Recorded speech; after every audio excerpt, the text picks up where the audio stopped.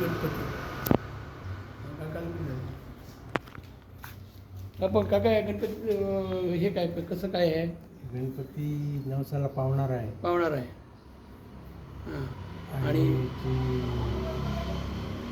तशी ख्याती आहे विघ्नहरण करता विघ्नहर्ता हां ख्याती आहे हां.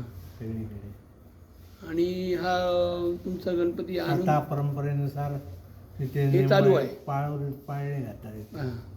जुन्या रूढी वगैरे हां. पाळल्या जातात. आणि दरवर्षी हा तुमचा आणता. कधी आणता तुम्ही?